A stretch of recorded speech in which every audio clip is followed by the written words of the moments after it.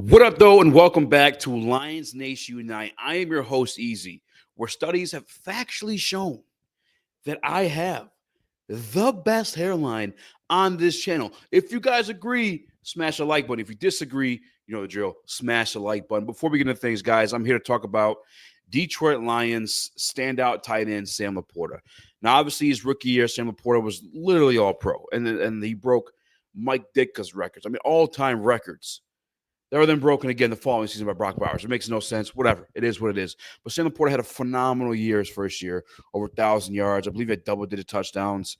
And then second year, some were saying he may have regressed. And I don't necessarily think that's the case. I think he dealt with a lot of injuries, first and foremost. But secondly, this is offense. I mean, I think other guys grew around him, right? But third year, I think one of the things that helped Sam LaPorta excel so well in his rookie year was Ben Johnson, moving from tight ends coach, offensive coordinator, obviously, but him just being able to simplify Sam's role in that offense. And then obviously Sam LaPorta then goes out and executes that role to an all pro level. I mean, phenomenal football player. I don't think he regressed from what he was his very first year in the NFL. I just don't believe that happened in year two. I believe guys like Jameson Williams kind of stepped up. But one thing that you could speak regression on that some people are fearful of is Ben Johnson's departure, right? That tight end whisperer is no longer here. And he went and drafted a new tight end from Michigan. Shout out to Colson Loveland. Chicago Bears on. Not a fan of those. But I think that this could be, I believe this will be a leap in Sam LaPorta's development, just based off a few things he said in last week's press conference. And I want to get you guys' opinion on this too. But first and foremost, make sure you smash the like button and let's jump right into it. This is Sam LaPorta being asked, what did he like that he did well last year? And where do you think he can grow this following season? What areas were you most pleased with? And then what areas do you feel like you can push the bar higher in 2025 and beyond? I was very pleased with how my run game, the blocking came along in year two. I felt like I was still a very polished receiver in the past year. So I kept hearing comments maybe this offseason, like, why didn't you get the ball as much? It's like, dude, we scored the most points out of any team in the NFL in the last 5 years. Like, everybody deserves the ball. And I agree. I think I deserve the ball still. But I was very pleased with how I blocked last year in the run game. Looking ahead this year, I think just continue to polish things off in the run game, the pass game, start to see the game from the quarterback's perspective, what Jared needs exactly, and maybe not just knowing what I'm doing on the field, but what other people are doing as well, just seeing the big picture. Really. Bingo. That's what I was looking for. Now, that's what caught my eye. Now, first listen, I kind of just blew past it for whatever reason. I mean, it's an hour-long presser with multiple different players. But that part from Sam LaPorta is talking about seeing the game from the quarterback's eye and understanding other players' roles in this offense. And it meant something to me because I think we all would have to admit that Ben Johnson was a brilliant schemer, a brilliant game planner, a brilliant play caller. I mean, all the above, just as Sam LaPorta said, like they have scored the most points than any other team in the last 5 years. And Ben Johnson's been a big part of that, no matter how young, fresh the teams were. I mean, it started initially when Jamal Williams was your running back, right? I mean, DeAndre Swift was there too, but how often was he there? Dealt with a lot of injuries. We lost that. We're losing that. And football very much is a game of chess. Now, in chess, though, there's certain pieces that can do a lot more. You could do a lot more damage with, and that would be like your queens, your knights, and those matter on that chessboard. And I think what Sam LaPorta is talking about in his development of his game, understanding from a quarterback standpoint, is that chess game piece. Understanding where everyone's going to be, where that empty spot in the field is going to be, and where like, the perfect example, I guess, a way to explain this is Patrick Mahomes and Travis Kelce. How often do we see those guys go off script? If whatever the offensive coordinator schemed or drew up that week just isn't up to snuff, didn't work out, they still have an intuitive relationship where they know what the other one is thinking, right?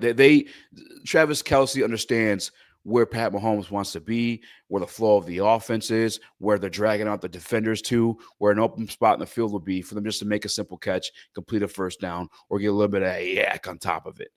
They are phenomenal at, to the tune of 3 Super Bowls, I think it is 4. I mean, I don't even know anymore, but I think that's what Sam LaPorta is talking about getting into, is where he and Goff, let's say the play isn't drawn up as perfectly as it used to be when certain guys were here.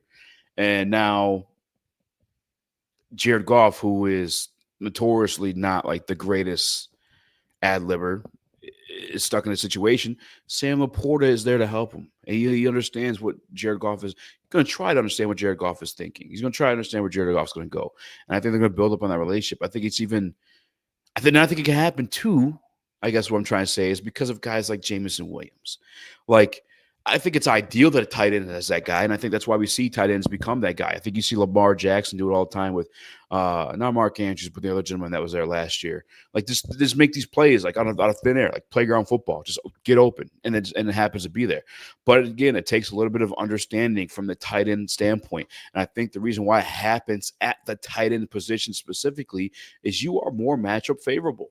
Let's face it, a lot of times tight ends are dealing with safeties who aren't cornerbacks because they weren't fast enough or had the ball skill, whatever it may be. That's why they're safeties. Or we're dealing with linebackers that weren't good enough to be safeties, weren't fast enough to be safeties. And so in a system where you damn sure have a cornerback on Amon-Ra St. Brown, you damn sure have a cornerback and a safety at least aware of where Jameson Williams is. Sam LaPorta's matchup more than likely is probably going to be like a linebacker of some sort, Mike, Sam, Will, whatever it may be. That's where Sam LaPorta is going to be matched up with. And that's where you have your queen. That's where you have your chess piece that can then go on and do whatever they want because he's understanding of that. And he's also understanding of where the flow of the offense is going and where he can find that open spot. I think that's huge for the Detroit Lions. That can be huge for the Detroit Lions simply because things might not be as pretty as they were. I think the run game definitely will be. I think Hank Fraley's a big part of that. I think they've got a lot of that stuff set in stone of that, the schemes they've been doing, tons of pulls, tons of whams. I mean, the blocking along that offensive line, the different strategies they use and the same plays are insane. I mean, sometimes they're pulling guys just to create a diversion. It's insane. I hope we're able to keep that. I believe we'll be able to keep that because who needs to be in tune with that situation is Hank Fraley. And I think that's why Hank Fraley's been getting a lot of offensive coordinator interviews because they know he's in tune with that run scheme. And it is one that's very hard to stop on top of the fact that we have those chess pieces to execute the plan as well.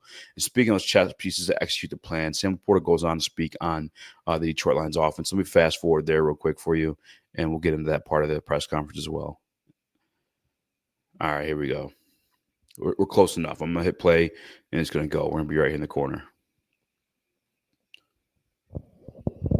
Either, to be honest, but again, couple more years. You mentioned the points and the players that you guys have. I'm curious, would the general fan notice the difference in John's offense at all? He said when we talked about it, he wasn't going to change much. Why would I? He said. But he's probably going to add some things that he likes. Would the general fan be able to tell a difference in what you guys look like this year, you think? I'd say the NFL is a very copycat league. A lot of teams do the exact same thing, and it's the really finite details which separate teams from being good and being great. So I think you can look at anybody's film on any given Sunday and be like, well, they're running wide zone the same way that team's running wide zone, but why are they running the ball for 3 yards a carry, and why are they running it for 7 yards a carry? And I think you can break things down that way, and it really makes a difference. So to answer your question, I feel like no. But it comes down to the small details and the way you get coached. I thought that was a great piece too, because a guy like me who is kind of nervous into the Ben Johnson-less era is like his offense going to be as in tune. And as I said before, our chess pieces are queens, knights, bishop, whatever chess piece you do the most damage with, whatever chess piece you like the most, the Detroit Lions have it in droves. And I think that's where we're going to have these guys step up. They're going to have to make these plays, and they're going to have to stay keyed in on the fine details of what made that offense so great. And I think we have a lot of those pieces. I think the most important pieces, to be honest with you, is the offensive line. And Hank Fraley's still here. I mentioned that in the last part we played of the video. I mean, that's how key I think it is. Beyond just protecting Jared Goff and giving him that extra time to make those reads down the middle of the field, you also have every single one of those weird blocks you got going on to create a diversion or illusion or distraction, whatever it is along that offensive line. So you can then counter a guy like Jahmyr Gibbs out to the left and he's just gone. I mean, how many times do you see that? Like that, we're good right there. And I think that's kind of what Sam LaPorta's getting to. Is like, as long as we're doing our job at the end of the day, it's really not going to matter who's calling these plays. It's not going to look too much different. We know what works with this specific set of players, and these specific set of players are drafted because they're detail oriented. These guys want to win. These guys are keyed in. These guys are locked in. Jameson Williams included. I know a lot of people try to throw him out the side of that conversation, but if you hear the conversations going on about Jameson Williams this offseason, is very much in the film room, studying, grinding to get better. And I truly believe that these players are so locked in on what they need to do to be successful that it's going to come naturally with or without Ben Johnson. It may not be as pretty, and I think the schedule will be a piece of that too. I don't want to hear this, even though I'm a Ben Johnson guy. I don't want to hear that offense isn't operating as smoothly or team's not operating as smoothly in his absence. Like, let's not forget the type of schedule we're looking at, where I think it's like 7 of the 9 teams you play on the road were playoff teams. And the other 2 that weren't are the Cincinnati Bengals, who probably should have been in the playoffs. And then the other one was the Bears, who, whatever. I mean, they were last year, but let's face it, they probably got a little better this offseason, right? So, yeah, I don't know. I guess these are some of my free thinking thoughts on the Detroit Lions and this offense moving forward without Ben Johnson.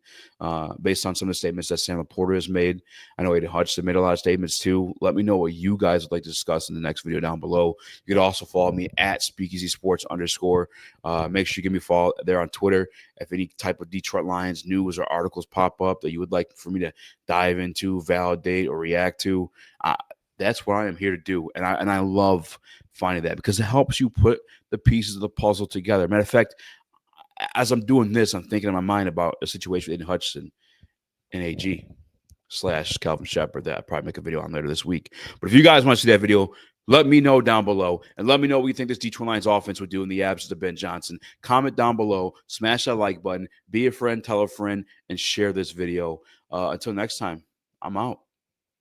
With my hairline, too.